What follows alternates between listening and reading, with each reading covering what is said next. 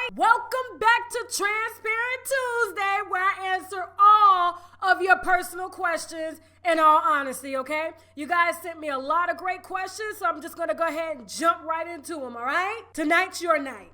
Let's go. First question of the night. Hi, Tasha. Hey! I am 4 years divorced with 3 kids, and my ex of almost 15 years was a loser. Well, glad you got rid of his ass. Fast forward 2 months ago. I was sitting at work thinking about my friend, kinda ex-boyfriend from 20 years ago.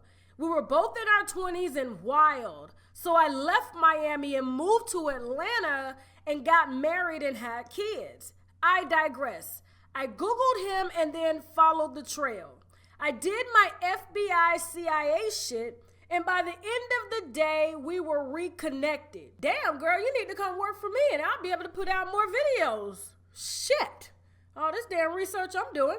We talked for 3 hours last night. He kept inviting me down, and I went this past weekend for Memorial Day weekend. It was amazing. He was a perfect gentleman and treated me like a queen for 4 days. He didn't even try to fuck. He slept on the sofa. I'm back home now and I can't stop thinking about him. After this weekend, I've decided that I want him. He's 43, never been married, no kids, and has a great career. His job keeps him extremely busy, so I have to contend with that. He said next trip he's coming to see me. Here's the problem.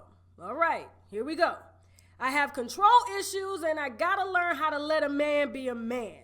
Sounds like you solved your own problem. I don't want to come off too strong and psych him away either. We communicate every day, but it's not like how I'd like, so I'm trying to be patient. We spent all weekend talking about life and opening up about really personal issues and intimate stuff with each other. What do I do to win him over? I was confused at first as to why he didn't touch me, but I'm so used to fuckboys here in Atlanta. Well, yes, I would say that you do have a bit of a control issue, okay? You just got reconnected with the man and you haven't spent time together in over 20 years, which means he's not the same person that you met 20 years ago. Now, you said something that kind of caught me off guard. You said he's 43, never been married, doesn't have kids.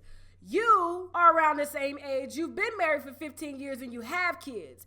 And the fact that you've already done this before and he hasn't, you're honestly, if you want him, you're gonna have to allow time to bring you two together. You can't rush somebody who's never had what you had. And the reason he doesn't have it is probably because he wanted to wait until the moment was right, which means he's got his career and everything else in order. Now, if he hasn't slept with you, it's because he doesn't want to complicate things. Normally, when a man doesn't sleep with a woman who has kids, it's because he's trying to respect her and trying not to send any of the wrong messages. And so I commend him for not even going there with you, because you probably would be at his doorstep and not giving him time to get to you. So, to be honest with you, I'm just going to tell you, you're just going to have to be patient. You're going to have to take your time and get to know him and sit down with him.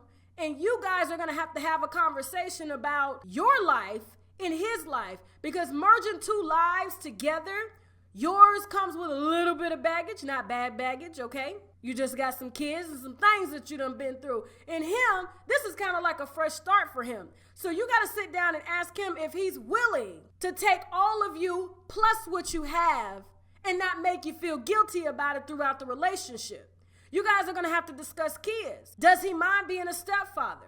Does he want more kids? Are you willing to give him a child if he wants a child after already having 3 kids? This is something that you're going to have to take some time and think about instead of just letting your feelings do the talking, okay? Let your brain do the talking in this one, because you already allowed your feelings to do the talking 15 years ago when you married that loser, okay? So take your time with him and allow him to be a man, which is not try to fuck you, because he understands that fucking a grown woman with kids is gonna complicate things. So allow this man to lead this relationship if it's a relationship. Next question. Tasha, I just subscribed to your channel and I love your realism and honesty. Thank you so much. I appreciate that. I really can't help being who I am. I just have always been this way. I actually would appreciate your honesty with my situation. I've been with my boyfriend 4 years now, and we have 2 beautiful girls.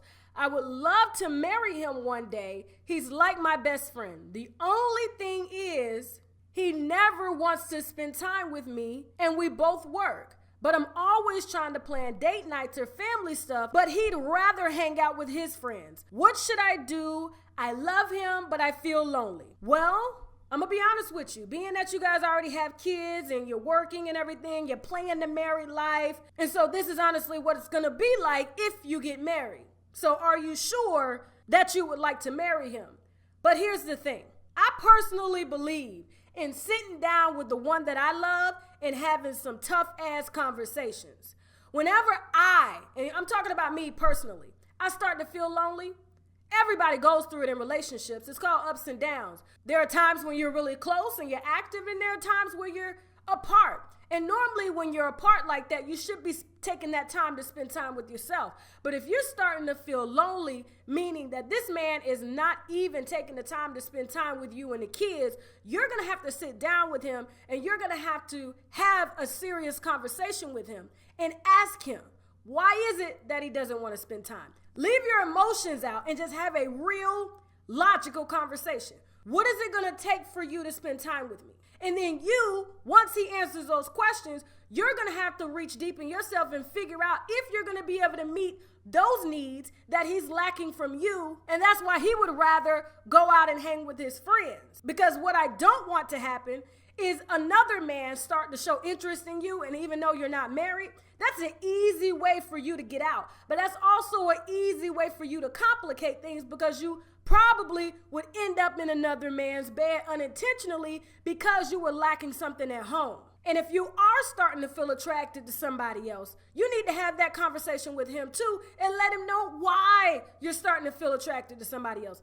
I've had these conversations with my husband, and at the end of the day, we walk away with a solution. I walk away not feeling attracted to that other man before, because honestly, my husband cannot read what the fuck I'm thinking. And when I tell him what it is that this man has shown me in this encounter, he in turn makes a decision to see if he can provide me that. And that's how we are able to keep the infidelities out of this marriage. These are some tough ass fucking conversations, and he has them with me, because at the end of the day, we are human beings and we desire to be loved and needed. And if this is the man that you want to spend the rest of your life with, you're going to have to sit him down and ask these questions and be ready to hear his answers without your emotion in them, and be able to make some adjustments on your part and vice versa for him. And what I highly recommend is what my husband and I do every single Monday ever since we've met 12 years ago is our day to spend time with each other. We never work on Mondays. He doesn't work. And whether we're spending time with each other, we sometimes include our daughter, but that is our day regardless of what in the fuck we have going on. Unless it's a paying gig and it's worth it. I may tell him to go get that check. So, just have that conversation, and I guarantee you, if he hear that you're vulnerable enough to take interest into somebody else, he'll come around and he'll fix what the fuck is going on. Believe me, they always do. Next question. Tasha, my friend has been married for 3 years and I have been married for 5 years. Everything with her marriage is going well, except for the fact that she got her tubes tied and one has grown back, and the doctor said it's a 50-50 chance that she can get pregnant. Now her husband was too happy about it and cheated on her and got another girl pregnant. Well, I appreciate you reaching out for your friend, if it really ain't your ass. The way he sees it is that she is the surrogate and she will be the mom.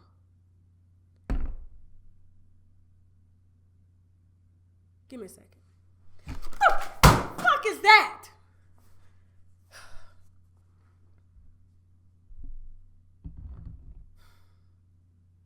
I mean, the love is there, but except the getting pregnant part. Tell me what you think. Well, I just told you what I thought. This motherfucker called her husband, and I don't understand why he gets that title at all. Doesn't decide who can be a surrogate without his wife knowing who he's fucking. You don't get to go out and fuck another girl and then decide that she's gonna be the surrogate and let your wife know that she's gonna raise this child and she has to accept it. You don't get to make rules like that. He doesn't get to make motherfucking rules like that. Now, what I would tell him if I was the wife, since you are in the business of making decisions for both of us, I'm gonna need you to make a decision as to where you're gonna live with this child that you fathered without talking to me about. A surrogate is a person that you pay a certain amount of money for to have a baby. And if he ain't paid a bitch and he was just fucking the bitch recreationally, that ain't no goddamn surrogate. I'm tired of fucking men just making rules and rewriting rules in a relationship and just come and tell women that this is what it's gonna be. No. You need to tell your friend, if it ain't your ass, to tell him what the fuck it's gonna be. And it's gonna be without her. And your ass need to go tell that damn doctor who told you it was a 50-50 chance that you could get pregnant after you already paid them years ago to tie your tube. If I paid you for something and you fucked it up, you need to fix my shit. Whew, Jesus. You wonder why R. Kelly getting away with the shit he getting away with. Last question. Should have saved that motherfucker for last. Hey, Tasha, I've been with this guy for 2 years. At first, everything was great. It always is. Now he spends more time with his homeboys than me. I feel some type of way about it. We don't do anything fun together, no trips or nothing. I've been giving him the side eye lately because I feel something's not right. He just got back from a cruise with his friends. I know he has a good heart, but lately he's been really rude and extra about small shit. Not to mention, I held him down through his rough time. Okay, he's a Bonnie and Clyde bitch. Now I gotta go. Bye before my ass get fired for laughing at your videos. Thanks, Cece. Well, thank you, Cece. Now I'm gonna tell you something that I'm not afraid to tell anybody. If your husband is not spending time with you, because my auntie told me this shit years ago when I first started dating. I said, how do you know, and I've said this on my channel plenty of times, how do you know when a man really loves you? And she told me when he wants to spend all of his time with you, period. And that's how I've been able to determine if my man loves me. Because if I was dating a man and he wasn't spending time with me and I was into him, I'm gonna follow your ass. I'm gonna figure out who the fuck you spending time with. Now, you can say you chilling with your homeboys all day, but you ain't gone all day chilling with no other niggas. And if you gone all day chilling with other niggas, I'm gonna start to think that you fucking those other niggas. So it better be a bitch on the other side. So I'm a big fan, and if he is worth it, and if this is somebody that you want to spend time with, and if you've noticed a change in his behavior, I'm not going to tell you to leave the relationship because your heart is there. I'm going to need you to have some concrete proof as to why you should leave. And I do believe in the old saying, if you go looking for something, you'll find it. So you go look, and if you find it, you leave that motherfucker. But if you go look and you don't find nothing, you apologize to him and you sit his ass down and you figure out what is it going to take for you and him to spend time together. He can hang with his boys and shit.